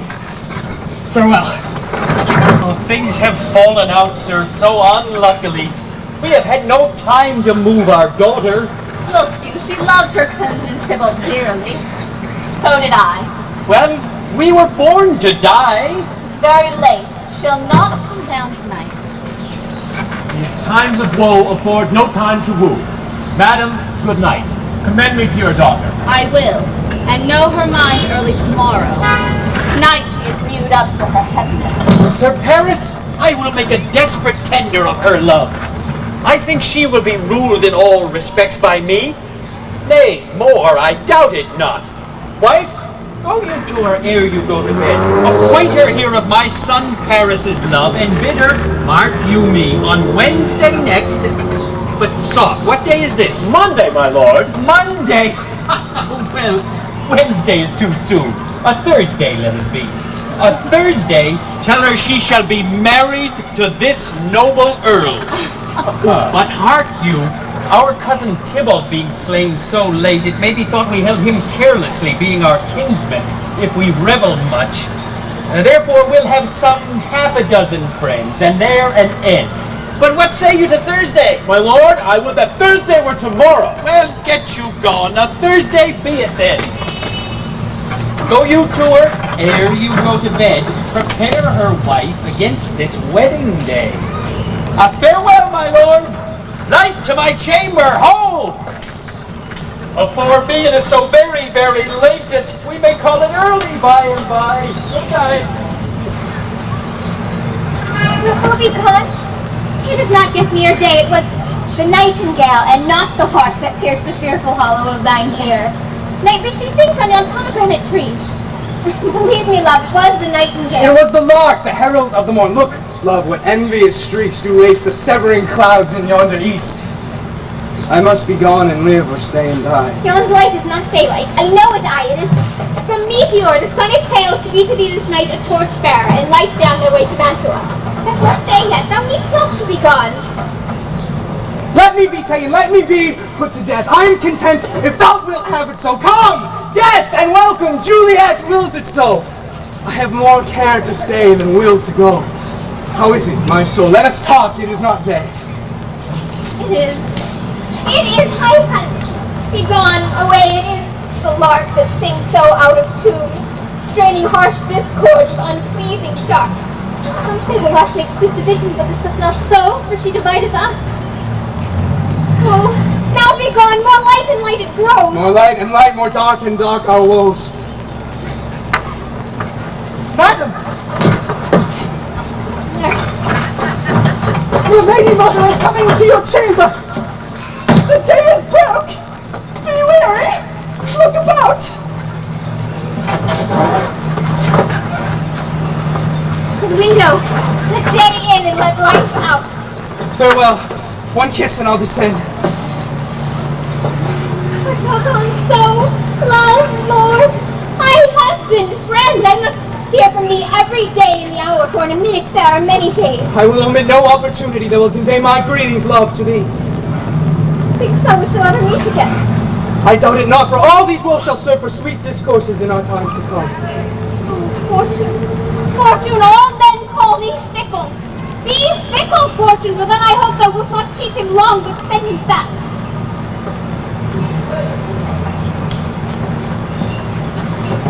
Why, how now, Juliet? Madam, I am not well. Evermore weeping for your cousin's death. What? Wilt thou wash him from his grave with tears? And if thou couldst not make him live. Therefore have done. Some grief shows much of love, but much of grief shows still some want of wit. Yet let me weep for such a feeling loss. Well, girl, thou weepest not so much for his death, but that the traitor lives that murdered him. Traitor, madam. That same villain, Romeo. Villain and he be miles asunder. God pardon him, I do with all my heart. And yet no man like thee doth grieve my heart. That is because the traitor murdered lives. Ay, madam, in the reach of these my hands. Would not that I might venge my cousin's death. We will have vengeance for it, fear thou not. But now I tell thee joyful tidings, girl. And joy comes well at such a needy time. What are they, I beseech your ladyship? Well, thou hast a careful father, child, one who, to put thee from thy heaviness, hath sorted out a sudden day of joy, which thou expected not nor looked not for. Madam, and happy time, what day is that? Marry, my child, early next Thursday morn. The gallant, young, and noble gentleman, the County Paris, at St. Peter's Church shall happily make thee there a joyful bride. No, by St. Peter's Church and Peter too, he shall not make me there a joyful bride. I wonder at this haste, that I must wed ere he that should be husband comes to woo. I pray you tell my lord and father I'll not marry yet, and when I do, I swear it shall be Romeo, whom you know I hate, rather than Paris. These are news indeed. Here comes your father. Tell him so yourself, and see how he takes at your hands. How now? A conduit girl? What, still in tears? How now, wife? Have you delivered to her our decree? Aye, sir, and she will have none. She gives you thanks. I would the fool were married to her grave. How will she none? Does she not give us thanks? Is she not proud? Does she not count her blessed, unworthy as she is, that we have wrought so worthy a gentleman to be her bridegroom? Proud that you have, but thankful that you have. Proud can I never be of what I hate, but thankful even for hate that is meant love. How now, chop logic? What is this? Proud, and I thank you, and I thank you not, and yet not proud? Mistress Minion you, thank me no thankings, nor proud me no prouds, but fettle your fine joints against Thursday next to go with Paris to St. Peter's Church, or I will drag thee on a hurdle thither. Out, you green sickness carrion! Out, you baggage! You tallow face! Oh, fie, you mad! My father, I beseech you on my knees. Hear me with patience, but to speak a word. Hang me, young baggage! Disobedient wretch! I tell thee what, get thee to church on Thursday, or never after look me in the face. Wife, we scarce thought us blessed that God had lent us but this only child. But now I see this one is one too much, and that we have a curse in having her. Out on her! Hilding! God in heaven bless her! You are to blame, my lord, to rate herself! And why, my lady Wisdom? Hold your tongue! May not one speak! Peace, you mumbling fool! Either your gravity or a gossip bowl, for here we need it not. You are too hot! God's bread, it makes me mad. Day, night, hour, tide, time, work, play, alone, in company, still my care hath been to have her matched. And having now provided a gentleman of noble parentage, of fair domains, youthful and nobly trained, stuffed, as they say, with honorable parts, proportioned as one's thought would wish a man, and then to have a wretched, puling fool, a whining mammet in her fortune's tender to answer, I'll not wed, I cannot love, I am too young, I pray you pardon me. But as you will not wed, I'll pardon you. Graze where you will, you shall not house with me. Look to it. Think on it. I do not use to jest. Thursday is near. Lay hand on heart. Advise. And you be mine, I'll give you to my friend. And you be not, hang, beg, starve, die in the streets, for by my soul, I'll ne'er acknowledge thee! Is there no pretty sitting in the clouds that sees into the bottom of my grief? Oh, sweet my mother, cast me not away, delay this marriage for a month, a week. If you do not, make the bridal bed in that dim monument where Tybalt lies. Talk not to me, for I'll not speak a word. Do as thou wilt, for I have done with thee. Oh, nurse, how shall this be prevented? My husband is on earth, my faith in heaven. What sayest thou? Hast thou not a word of joy? Some comfort, nurse. Here it is. Romeo is banished, and all the world to nothing. I think it best you marry with the county. Oh, he's a lovely gentleman. Romeo is a dish-clout to him, madam. An eagle, madam, hath not so green, so quick, so fair an eye as Paris hath. Beshrew my heart, I think you are happy in the second batch, for it excels your first, or if it did not, your first is dead. Or 'twas good he was living here and knew no use of him. Speak thou from thy heart. And from my soul too, or else beshrew them both. Amen. What? Thou hast comforted me marvelous much. I pray you tell my lady I am gone, having displeased my father to Lawrence cell there to make confession and to be absolved. Marry I will, and this is wisely done. Go, counselor. Thou and my bosom henceforth shall be twain. Call to the friar to know his remedy. If all else fail, myself have power to die. On Thursday, sir, the time is very short. My father Capulet will have it so, and I have nothing slow to slack his haste. You say you do not know the lady's mind. Uneven is the course, I like it not. Immoderately she weeps for Tybalt's death, and therefore have a little talked of love. Now, sir, her father counts it dangerous that she doth give her sorrow so much sway, and in his wisdom hastes our marriage to stop the inundation of her tears. Now do you know the reason of this haste? I would I knew not why it should be slowed. Ah, happily met, my lady and my wife! What may be, sir, when I may be a wife? Well, that maybe must be love on Thursday next. What must be, shall be. That's a certain text. Come you to make confession to this father? To answer that, I shall confess to you. Oh, do not deny to him that you love me. I will confess to you that I love him. As will ye, I am sure, that you love me. I do so. It'll be of more price being spoke behind your back than to your face. Poor soul. Thy face is much abused with tears. The tears had got small victory by that, for it was bad enough before their spite. Thou wrongst it more than tears with that report. It is no slander, sir, which is the truth, and when I spake it to my face. Thy face is mine, and thou hast slandered it. It may be so, for it is not mine own. And with pleasure, holy father, now shall I come to you at evening mass. My legend serves me, pensive daughter, now. My lord, God shield thy... alone. God shall I should disturb devotion. Juliet, on Thursday early will I rouse. Till then, adieu, and keep this holy kiss.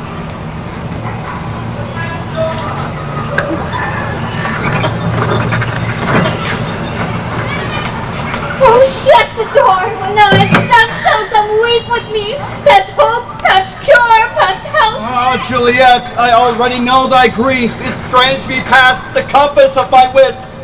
I hear thou must, and nothing may prorogue it on Thursday next, be married to this count. Tell me not, friend, that thou hearest of this, unless thou tell me how I may prevent it. If in thy wisdom thou canst give no help, do thou but call my resolution wise, and with this knife I'll have it presently. Say not so long to speak, I long to die if what thou speak not of remedy. Hold! Daughter, I do spy a kind of hope. If, rather than to marry County Paris, thou hast the strength, a will to slay thyself, then is it likely thou wilt undertake a thing like death, to chide away this shame.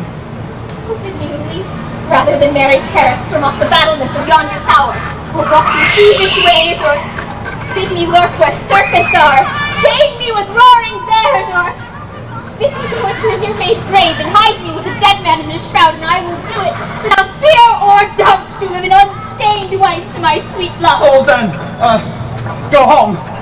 Be merry. Give consent to marry Paris. Wednesday is tomorrow. Take thou this vial, being then in bed, and this distilled liquor drink thou off, when throughout all thy veins shall run a cold and drowsy humor, for no pulse shall keep his native progress, but surcease. No warmth, no breath shall testify thou livest, and in this borrowed likeness of shrunk death thou shalt continue for 42 hours, and then awake as from a pleasant sleep. Now then, when the bridegroom in the morning comes to rouse thee from thy bed, there art thou dead, and thou shalt be borne to that same ancient vault where all the kindred of the Capulets lie. In the meantime, against thou shalt awake, shall Romeo by my letters know our drift, and hither shall he come, and that same night shall Romeo bear thee hence to Mantua, if no inconstant toy nor womanish fear abate thy valor in the acting it. Give me, tell not me of fear. Hold, get you gone. Be strong and prosperous in this resolve. I'll send a friar with speed to Mantua with my letters to thy lord. Love shall give me strength, and strength shall help the poor. Farewell, dear father.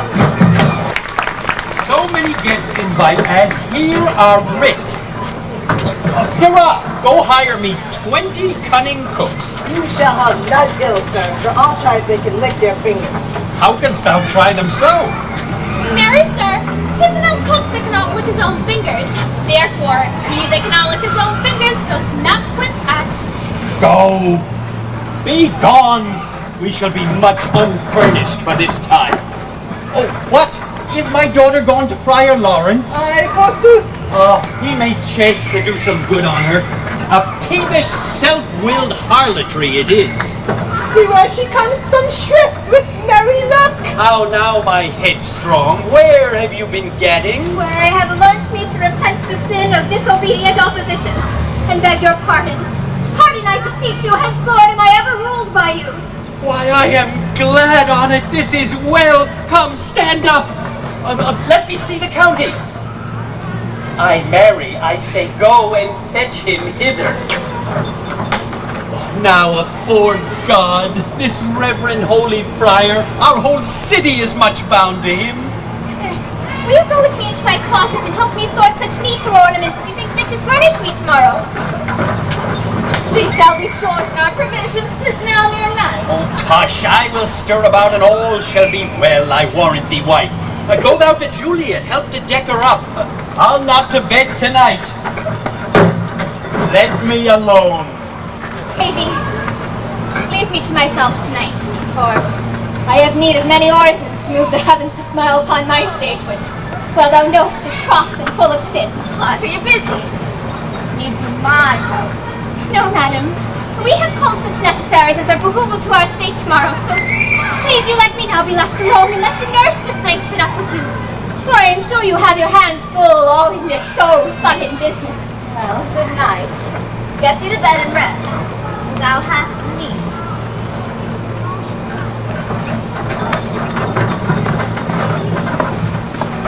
Farewell. God knows when we shall meet again. There's a faint, cold fear thrills through my veins and almost freezes up the heat of life. Call them back again to comfort me. Nurse! What should she do here?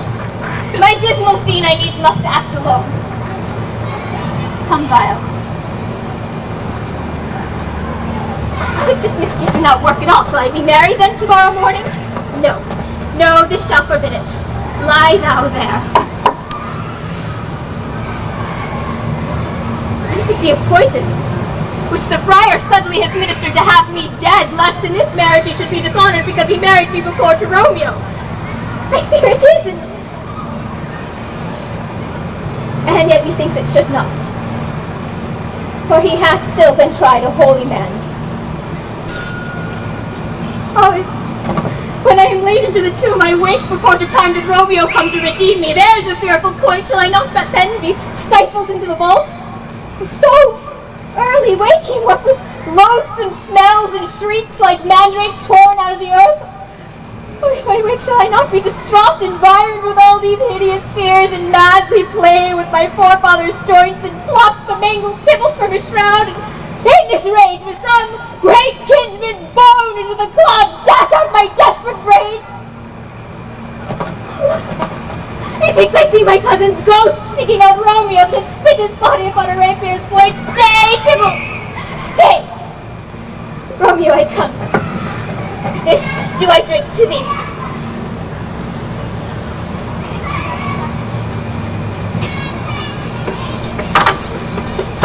Take these keys and fetch more spices, girl. They call for dates and quinces and pastry. Come, come, stir, stir, stir! The second cock hath crowed, the curfew bell hath rung, 'tis 3 o'clock! Look to the baked meats, good Angelica, spare not for the cost.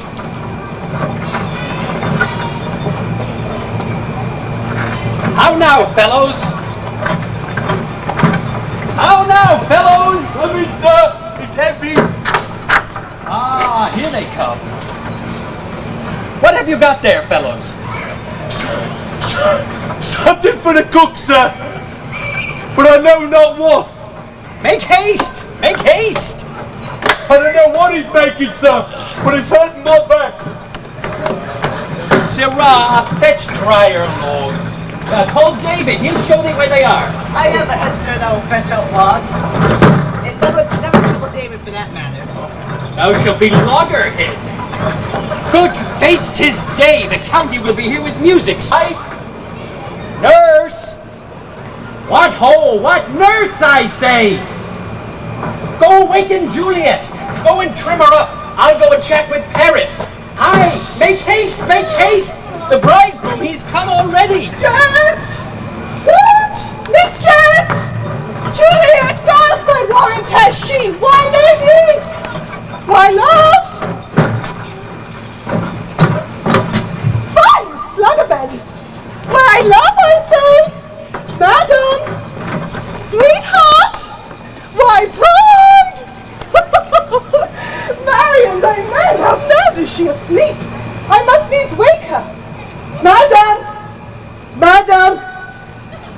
Madam! Yes, let the county take you in your bed. He'll fight you up in faith. Will it not be? What? In your clothes and down again? I must needs wake you. Lady! Lady! Lady!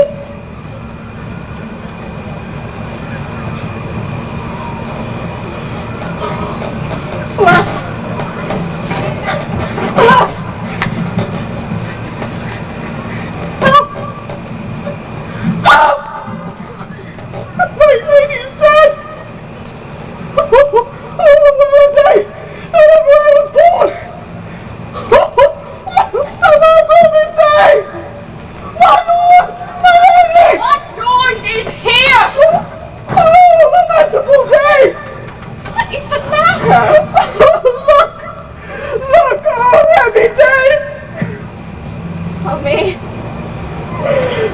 me.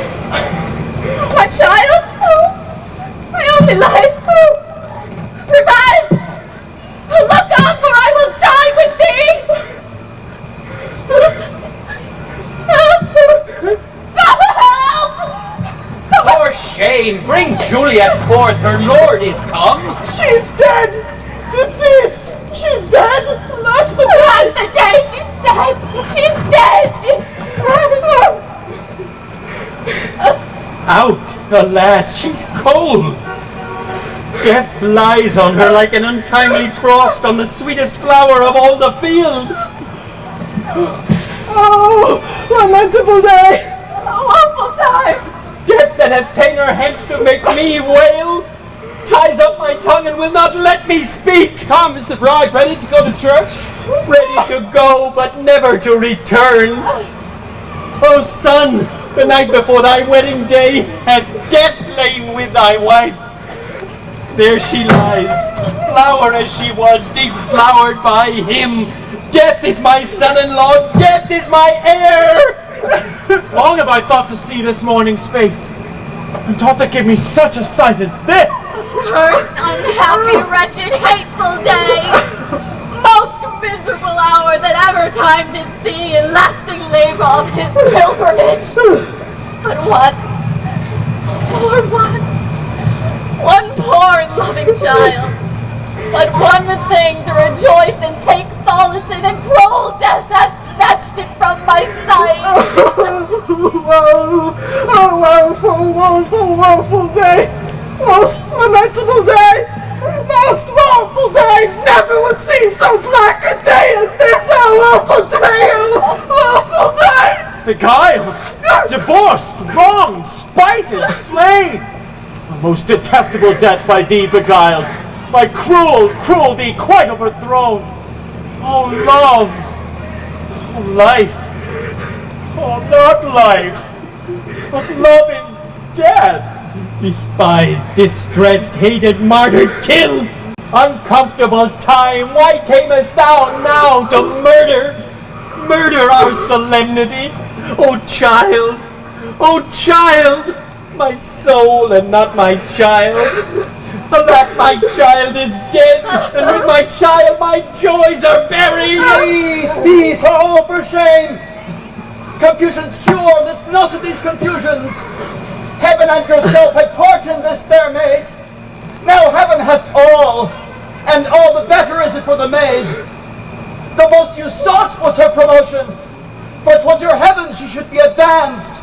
And weep ye now, seeing she is advanced, above the clouds, as high as heaven itself. Oh, in this love, you love your child so ill that you run mad, seeing that she is well. Dry up your tears, and stick your rosemary on this fair course, and as the custom is, in all her best array, bear her to church. The heavens do lower upon you for some ill. Move them no more by crossing their high will.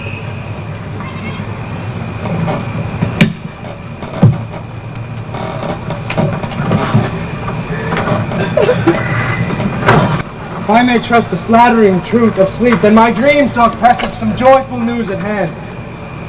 I dreamt my lady came and found me dead. Strange dream that gives a dead man leave to think, and breathed such life with kisses in my lips that I revived and was an emperor. Ah me, how sweet is love itself possessed when all the love shadows are so rich in joy. News from Corona, how now, Balthazar? Dost thou not bring me letters from the friar? How doth my father? Is Juliet well? This I ask again, for nothing can be ill if she be well. Then she's well, and nothing can be ill.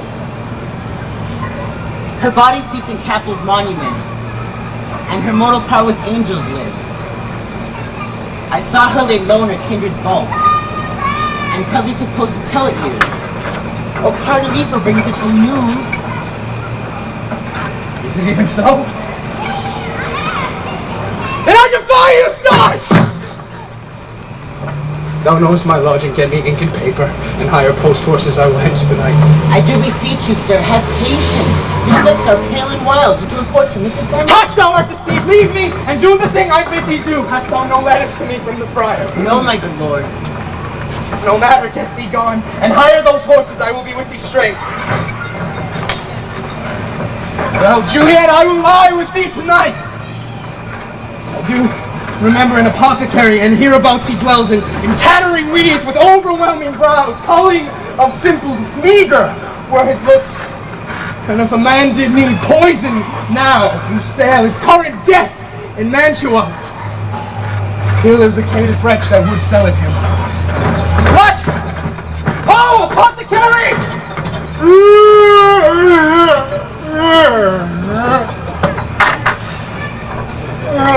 Who calls so loud? Come hither, man. I see thou art poor. Hold. Here is 40 ducats. Let me have a dram of poison, such soon speeding gear as it will disperse itself through all the veins, that the lifelary taker may fall dead, and the trunk may be discharged of breath as angrily as powder doth fire from a fatal cannon's wound.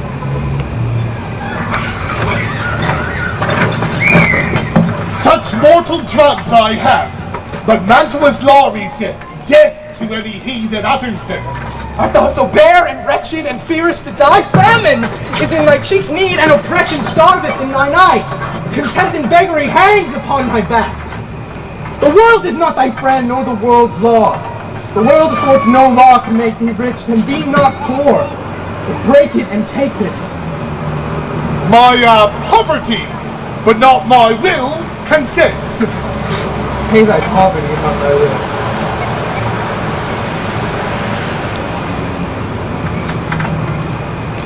Take this, and any liquid thing you will, and drink it off, and would you the strength of 20 men, it will dispatch you straight. Here is thy gold. Worse poison to men's souls, doing more murders in this loathsome world than these poor compounds which thou mayest not sell. I sell thee poison. Thou hast sold me none. Holy Franciscan Friar! Brother! Oh, the same should be the voice of Brother John, welcome from Mantua. What says Romeo? Or if his mind be rich, give me his letter. Alas! The searchers of the nearby town, suspecting that I lay but stayed in the house where the infectious pestilence reigns, sealed up the doors, and they would not let me forth, so that my speech to Mantua there was stayed. Who'll bear my letter then to Romeo? I could not send it. Here it is again. Nor could I get a messenger to bring it me. So therefore were they of infection. Unhappy fortune! By my brotherhood, the letter was not nice, but full of charge of dear import, and in neglecting it may do much danger. Brother John, go hence, get me a lantern, and fetch it straight into my cell! Brother, I'll go and bring it thee.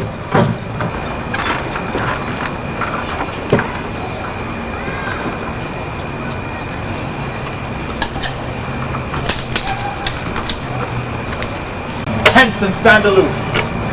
So shall no foot upon the churchyard tread. But when thou hearest, whistle then to me. Give me that flower. Do as I bid thee. Go! I'm most afraid to stand alone here in the churchyard, but yet I will adventure. Sweet flower, flowers thy bridal bed I strew. Oh woe, thy canopy is dust and stones. The obsequies that I for thee will keep, nightly to be to strew thy grave and weep. The boy gives warning, something doth approach. Oh, take this letter. Early in the morning you shall deliver it to my Lord and Father. And upon thy life I charge thee, whenever thou hearest or seest, stand all aloof and do not interrupt me in my course. But thou jealous dost return to cry, by heaven, I will tear thee joint by joint, and strew this hungry churchyard with thy limbs. I will be gone, sir, and not trouble you. Live, and be prosperous, and farewell, good friend. For all this same, I shall hide in your boat. His looks I fear, his intents I doubt. This is that banished haughty Montague that killed my love's cousin. With grief it is supposed the fair creature died. And now it has come to do some villainous shame to the dead bodies. I will apprehend him. Stop, unhallowed toil, vile Montague! Can vengeance be pursued further than death? Condemned villain, I do apprehend thee. Obey, and go with me, for thou must die. I must indeed, and therefore came I hither. Good, gentle youth, tempt not a desperate man. Put not another sin upon my head by urging me to fury. Oh, by heaven, I love thee greater than I love myself, for I came hither armed against myself. Begone! Live, and hereafter say that a madman's mercy made thee run away. I defy thy conjurations, and apprehend thee for a felon here. Well, thou provoke me, then have at thee, boy. Oh Lord, they fight! I can call the watch!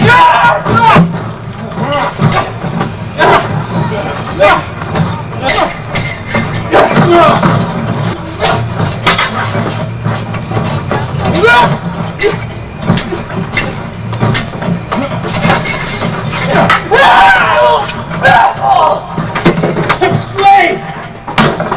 Oh! Thou be merciful. Lay me with Juliet. Faith, I will. Let me bruise thy face. Mercutio's kinsman, noble County Paris. What said my man when my betrothed soul did not attend him as we rode? I think he said that Paris was to marry Juliet. Said he not so, or did I dream it so, or am I mad hearing him speak of Juliet to think it was so? Give me thy hand, one writ like mine in sour misfortune's book. I will bury thee in a triumphant grave. Grave! No, lantern! Slaughtered youth, for here lies Juliet, and her beauty makes this vault feasting presence full of light. My love, my wife, death that hath sucked the honey from thy lips hath had no power yet upon thy beauty. Juliet, why art thou yet so fair? Shall I believe that unsubstantial death is amorous, and that the lean abhorred monster keeps thee here in the dark to be his paramour? For fear of this, I will stay with thee and never from this palace of dim night depart again. Here I will remain, and here I will take up my everlasting rest, and shake the yoke of inauspicious stars from world-revered flesh. Eyes, look your last. Arms, take your last embrace. And lips, oh you, the doors of breath, seal with the righteous kiss, a dateless bargain to engrossing death. Here's to my love!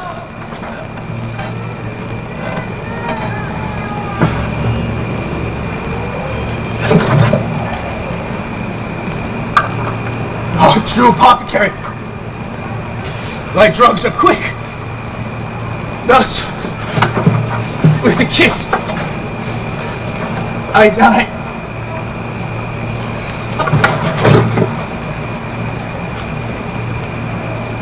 Oh, mistress be upon you! Tell me, good my friends, what tortures yawns that vainly lends his light to grubs and eyeless skulls, as I discerned burneth in the Capitol's monument? It's not so, holy sir. Here's my master, one you love. Who is it? Romeo. How long have you been there? Full half an hour. Go with me to the vault! I dare not, sir. My master knows not that I'm gone hence. Stay then! I'll go alone! Romeo!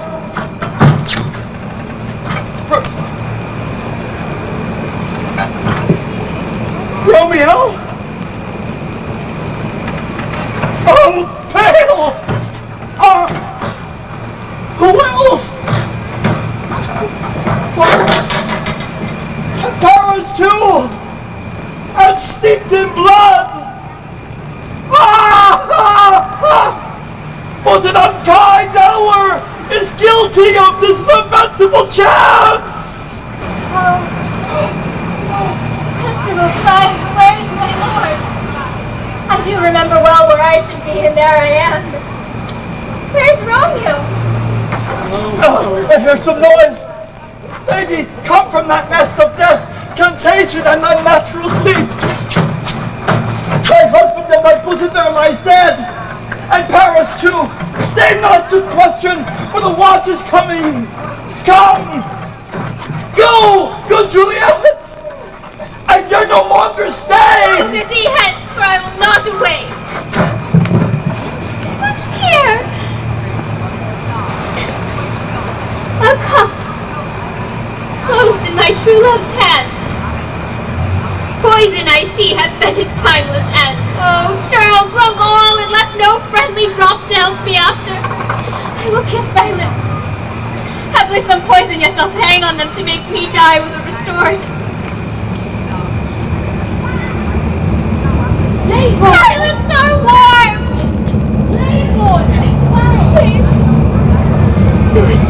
Then I'll be brief. Oh, happy dagger! This is thy sheath! There, rust! And let me die!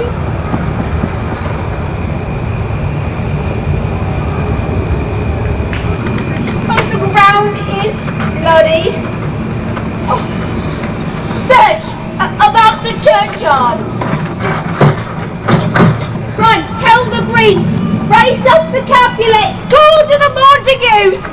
We see the ground where these woes do lie, but the true ground of these hideous woes we cannot without circumstance describe. Oh!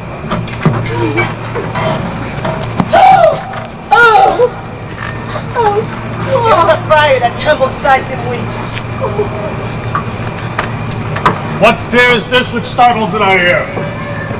Oh, sovereign, here lies the county Paris slain, and Romeo dead, and Juliet dead before, warmed and new killed. Oh, heavens! Wife, look how our daughter bleeds!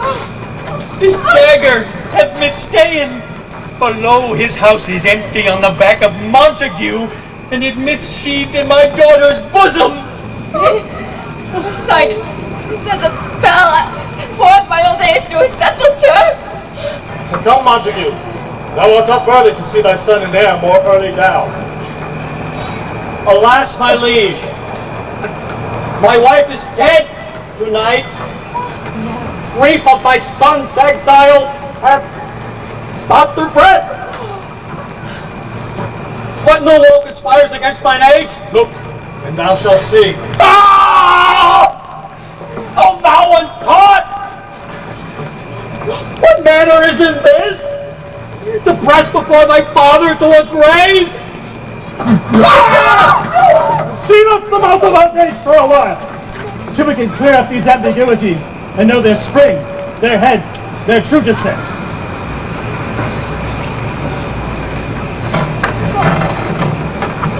Bring forth the bodies of suspicion. I am the greatest, able to do least. And here I stand, both to impeach and purge myself condemned and myself excused. Then say at once what dost thou know in this. Romeo, though dead, was husband to that Juliet.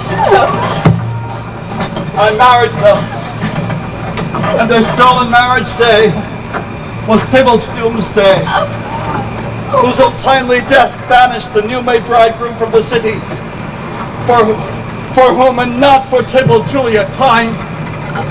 You, to remove that siege of grief from her, betrothed and would have married her perforce to county Paris.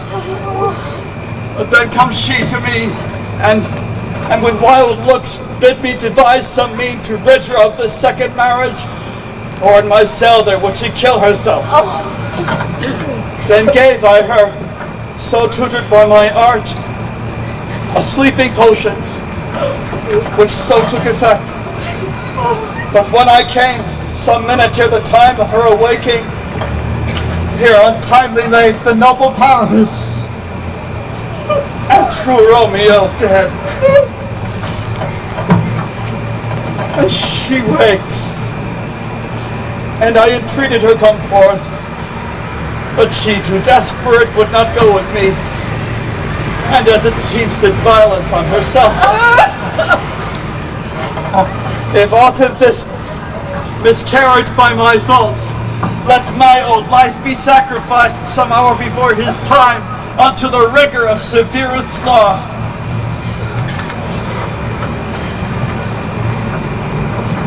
We still have no need for a holy father.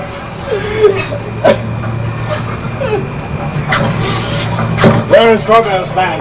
What can he say to this?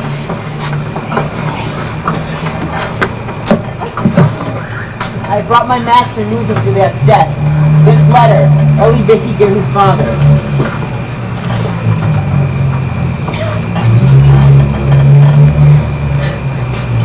This letter makes good the friar's words. The course of their love, the tidings of their death. Where be these enemies? Capulet, Montague, see what a scourge is laid upon your hate, that heaven finds means to chill your joys with love. And I, for winking at your discourse too, have lost a brace of kinsmen. All are punished.